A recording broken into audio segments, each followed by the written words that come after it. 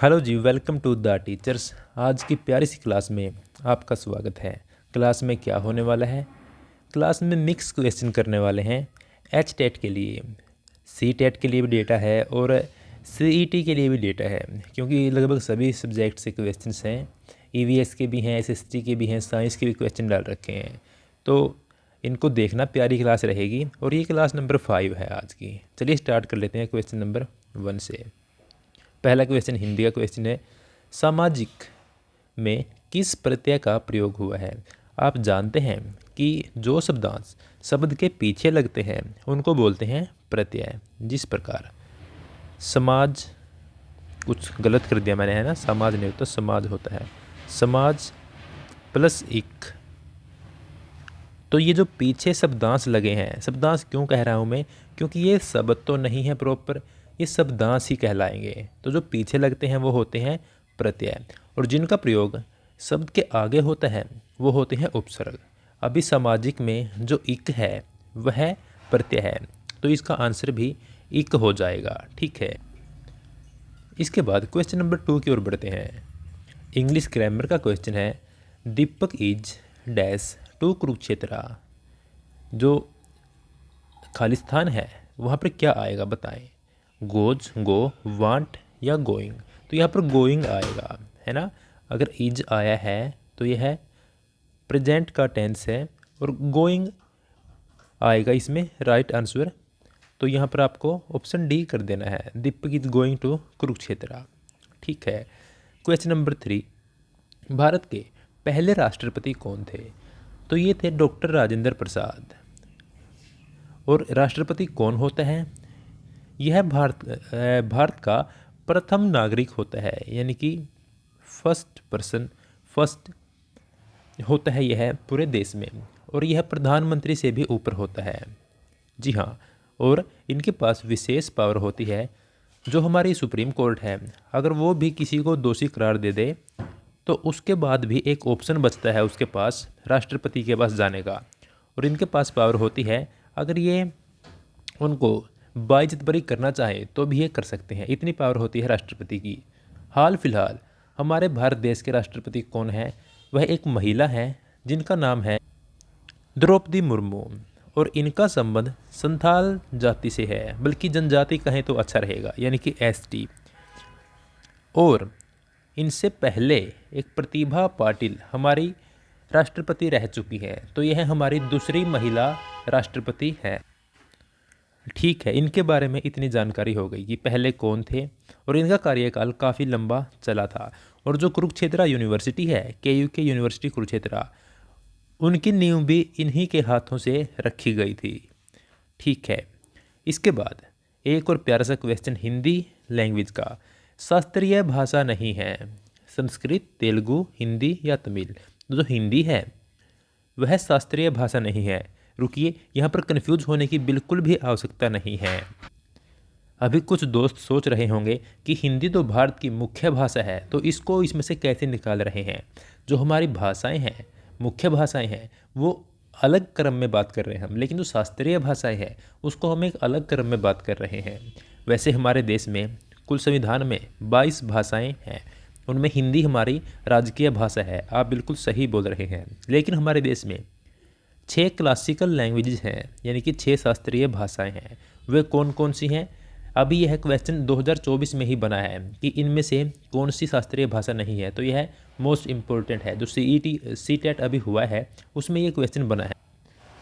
तो देखिए, जो हमारा साउथ का एरिया है, ये वाला, जो यहाँ की केरल, तमिलनाडु, आंध्र प्रदेश और कर्नाटक में जो भाषाएं हैं, यानी कि तमिल, तेलुगु, कन्नड़, और एक कौन सी बच गई, मलयालम, ये चारों भाषाएं इसके अंदर आती हैं। और एक उड़ीसा की भाषा उड़िया, इसको भी शास्त्रीय भाषाओं में शामिल किया गया है। 5, और एक संस्कृत भाषा को, ये 6 भाषाएं हमारी शास्त्रीय भाषाएं हैं, तो इनको भूलना बिल्कुल भी नहीं है। जिस प्रकार हमारे 8 शास्त्रीय नृत्य हैं, उसी प्रकार हमारी 6 शास्त्रीय भाषाएं हैं। 2-3 बार आप इस बात को डिस्कस करेंगे तो आपको ये आसानी से माइंड में बैठ जाएगा। इसके बाद एक प्यारा सा क्वेश्चन, इसको आप एसएसटी का कह सकते हैं। कौन सा कथन गलत है? कथन, 3 कथन हमें दिए हुए हैं, ये ऑप्शन नहीं है, ये कथन है। ठीक है। कोयल कौवे के घोंसले में अंडे देती है, यह तो सत्य कथन है। जो कोयल है वो अपना घोंसला न बनाकर कौवे के घोंसले में अंडे देती है। क्या कौवा उनके अंडों को नुकसान नहीं पहुंचाता? नहीं, क्योंकि कौवे के अंडे और कोयल के अंडे समान ही होते हैं, एक जैसे ही दिखते हैं। कई बार तो कौवा उनके अंडों को पाल लेता है कि अपने ही तो हैं। इसके बाद कौवा कोयल के घोंसले में अंडे देता है, नहीं, कौवे को नहीं पता है कि कोयल के अंडे भी तुम्हारे जैसे होते हैं, वरना वह यह क्रिया कर देता। तो ये तो गलत हो गया। भारतीय रोबिन सड़क किनारे अंडे देता है, तो यह तो सही है। एक चिड़िया के जैसा पक्षी है जिसको भारतीय रोबिन नाम दिया गया है, वह सड़क किनारे पत्थरों के बीच ही अपने अंडे दे देता है। तो पूछा है कि कौन सा गलत है, तो फिर गलत तो ये हमारा कौन सा हो गया? सेकंड वाला हो गया है ना। हाँ ठीक है, ये ऑप्शन ही है ना, क्योंकि हमने एक और ऐसा ही क्वेश्चन डाल रखा है जिसमें कथन दे रखे हैं, उसमें ऑप्शन बाद में मिलेंगे। ठीक है, तो इसका ऑप्शन बी आंसर हो जाएगा कि कौवा कोयल के घोंसले में अंडे देता है, यह कथन गलत है। पानीपत में हाल ही में कौन सी योजना शुरू की गई है?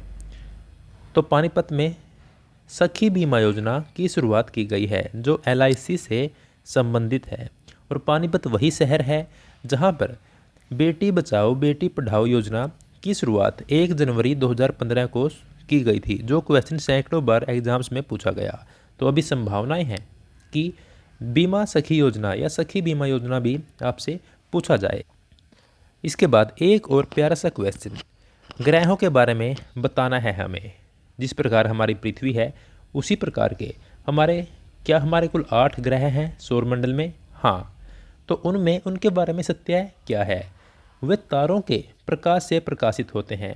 इसको इस प्रकार देखें, जो सूर्य है वह भी एक तारा है, लेकिन वह पृथ्वी के करीब है। अन्य तारों की तुलना में वह पृथ्वी के करीब है, जिस कारण वह हमें साइज में बड़ा दिखाई देता है। जिस प्रकार हमारे पास 4-5 गेंदें हैं, हमने एक गेंद को थोड़ी आगे रख लिया, बाकी को थोड़ी पीछे रख दिया, है ना यहाँ पे। तो जब हम यहाँ से देखते हैं तो हमें यह गेंद बड़ी दिखाई देगी, तो यह सूर्य है। और जो हमारे ग्रह हैं, जिस प्रकार पृथ्वी है, अर्थ है, या फिर अन्य ग्रह हैं हमारे, उनके पास खुद का प्रकाश नहीं है। जिस प्रकार आप देखें कि अगर अब सूर्य न निकले तो क्या हमारी पृथ्वी पर प्रकाश बचेगा? नहीं बचेगा, क्योंकि सूर्य के प्रकाश से ही हमारे ग्रह पर उजाला होता है। रात के समय आप देखते हैं किस प्रकार रात हो जाती है, तो इसी कारण से ग्रहों के पास अपना प्रकाश तो नहीं होता, वे तारों के प्रकाश से प्रकाशित होते हैं। कथन ए सत्य है। कथन 2 क्या कहता है? वे केवल चट्टानों से बने होते हैं। नहीं, वे केवल चट्टानों से नहीं बने होते। जो सूर्य के बगल में 8 ग्रह हैं, तो उनमें से जो पहले के 4 हैं, जिनमें पृथ्वी भी एक है, वे चट्टानों से बने हैं। जिस प्रकार पहाड़ पर्वत ऐसी चीज़ें हो गई है ना, लेकिन जो बाद के 4 ग्रह हैं वे गैसों से बने हुए होते हैं। तो ये तो कथन असत्य हो गया कि वे केवल चट्टानों से बने होते हैं, है ना। और इसको आप कैसे याद रखेंगे? देखिए, जो हमारी पृथ्वी है वह पहले 4 ग्रह में है, और पृथ्वी चट्टानों से बनी हुई है ना। हाँ, तो जो पहले के 4 ग्रह हैं वे चट्टानों से बने हुए होते हैं। इस प्रकार से आप इसको याद रखेंगे। और ग्रहों को कैसे क्रम में याद करना है? आपको सिर्फ एक ग्रह याद रखना है, वह है बुध। हो सकता है कि आपका जन्म बुधवार को हुआ हो, या आपके बेटा बेटी या आपके छोटे भाई बहन बड़े भाई बहन का जन्म बुधवार को हो। जैसे भी आप चाहें, सिर्फ आपको बुध याद रखना है। अभी जो सूर्य के बिल्कुल पास का ग्रह है वह बुध है। अभी इसके बाद हम सप्ताह के दिनों को चकेंगे, एक के बाद एक हम देखते हुए चलेंगे, यानी कि इवन ओड वाला सिस्टम हम करेंगे। ठीक है, तो बुध के बाद वीरवार को छोड़ दिया शुक्र, तो शुक्र आ गए यहाँ पर। अभी शनिवार को छोड़ के रविवार, रवि नाम से कोई ग्रह नहीं है, इस कारण से हम इसको पृथ्वी कह देंगे। अब सोमवार भी नहीं है कोई, तो मंगल। तो इस प्रकार ये पहले 4 बुध शुक्र पृथ्वी और मंगल अंदर के ग्रह हैं, आंतरिक ग्रह इनको बोलते हैं। यह भी क्वेश्चन बनता है। और इनको ये चट्टानों से बने हुए होते हैं। इसके बाद कौन सा हो गया? ये क्या था हमारा? मंगल था ना। हाँ, इसके बाद बृहस्पति, इसके बाद शनि, इसके बाद यूरेनस नेपच्यून, ये 2 ग्रह बच गए। ये गैसों से बने हुए होते हैं। ठीक है, तो यहाँ पर हमारा सिर्फ ए सही है, यानी कि केवल ए सही है। ठीक है। हरियाणा भारत का कितना भाग है? जो हम हरियाणा में रहते हैं, हरियाणा को देखते हैं, तो वह भारत के कुल क्षेत्र का कितना है? अभी जो भारत का कुल एरिया है वो 32,87,000 कुछ वर्ग किलोमीटर है। हाँ, और जो हरियाणा है वह 44,212 वर्ग किलोमीटर का एरिया रखता है। तो यह पूरे भारत का लगभग 1.34% ही है। जी हाँ, हम जिस एरिया में रहते हैं वह हरियाणा, वह भारत का मात्र 1.34% है। आपको पता है कि राजस्थान सबसे बड़ा क्षेत्र रखता है, राजस्थान का भाग 10% है भारत का। ठीक है, इतनी सारी बातें आपको यहाँ से याद रख लेनी है। सीडीपी का प्यारा सा क्वेश्चन आ गया, देखो। विकास के डैश आयाम में भावनाएं, फीलिंग्स, आत्मधारणा और दोस्तों के साथ पारस्परिक संबंध, यानी कि ये हमारे साइकोलॉजिकल लेवल पर भी आ गया और फिजिकल लेवल पर भी आ गया। तो इसमें हमारा मनोसामाजिक यानी कि फिजियो सोशल इसका आंसर हो जाएगा। जो हमारा फिजियो सोशल यानी कि मनोसामाजिक आयाम है, उसके अंतर्गत हमारी भावनाएं भी आती हैं, आत्मधारणाएं और दोस्तों के साथ पारस्परिक संबंध यानी कि समाज के साथ संबंध भी आ जाते हैं। अगर यहाँ पर सिर्फ दोस्तों के साथ संबंध पूछा गया है तो यह सिर्फ साइको आयाम हो जाएगा। अगर केवल भावनाएं पूछी गई हैं तो यहाँ पर हो जाएगा, हाँ, थोड़ा सा हम इसको उल्टा बोल गए हैं ना, क्योंकि दोस्तों के साथ संबंध में हो जाएगा सोशली और भावनाएं में हो जाएगा साइको। हाँ, क्योंकि हमारे मानसिक लेवल पर है और वो हमारे शारीरिक लेवल पर है। इसके बाद क्वेश्चन नंबर 10, श्रृंखला पूरी करें। रीजनिंग का प्यारा सा क्वेश्चन है। हमने सभी सब्जेक्ट से क्वेश्चन डाल रखे हैं ताकि आपको एक पेपर वाला व्यू पूरा यहाँ पर मिल जाए। वैसे सब्जेक्टिव जो पर सब्जेक्ट के हिसाब से भी क्लासें हमने कर रखी हैं, टॉपिक बाय टॉपिक भी कर रखी हैं। अगर आपको वो देखनी है तो आपको वो भी चैनल पर मिल जाएंगे, आप उसको भी जाकर देख सकते हैं। तो देखिए 100, 150, 175, इसके बाद क्या आएगा? हम 100 से कितना बढ़े 150 तक 50, इसके बाद कितना बढ़े 25, यानी कि इसका आधा। अब इसका भी आधा हो जाएगा यानी कि 12.5। तो यहाँ पर 187.5 हमारा आंसर हो जाएगा। ठीक है। ग्रहणशील कौशल यानी कि रिसेप्टिव स्किल किसको बोलते हैं? दो प्रकार की होती है हमारी, एक जिसमें हम प्रेजेंट करते हैं और एक जिसमें हम ग्रहण करते हैं। जब हम बोलते हैं या हम लिखते हैं तो हम खुद को प्रेजेंट करते हैं, है ना। लेकिन जब हम सुनते हैं या हम पढ़ते हैं हम उसको ग्रहण कर रहे होते हैं। तो देखिए, इनपुट में हम सुनते हैं और रीडिंग करते हैं, और आउटपुट जब हम देते हैं तो हम या तो बोलते हैं या फिर हम लिखते हैं। तो यहाँ पर पूछ रखा है ग्रहणशील यानी कि रिसेप्टिव, तो वो सुनना और पढ़ना। ये प्यारा सा क्वेश्चन आ रखा था अब के बाद सीटेट में। इसके बाद एक और बढ़िया क्वेश्चन आ गया, हरियाणा भारत में कहाँ पर है? देखिए, हमने हरियाणा का मैप लगा रखा था, उस पर हम चलते हैं। जो हरियाणा है वह भारत के किस क्षेत्र में पड़ता है? देखिए, ये कुछ इस प्रकार से हमारा भारत है, तो हरियाणा लगभग यहाँ पर होगा, है ना। तो ये कौन सी दिशा है? उत्तर, और ये कौन सी है? पश्चिम। तो हम उत्तर पश्चिम में हैं, है ना। तो यहाँ पर लिखा हुआ है उत्तर पश्चिम में हरियाणा की स्थिति है। पूर्व पश्चिम में कन्फ्यूज नहीं होना है।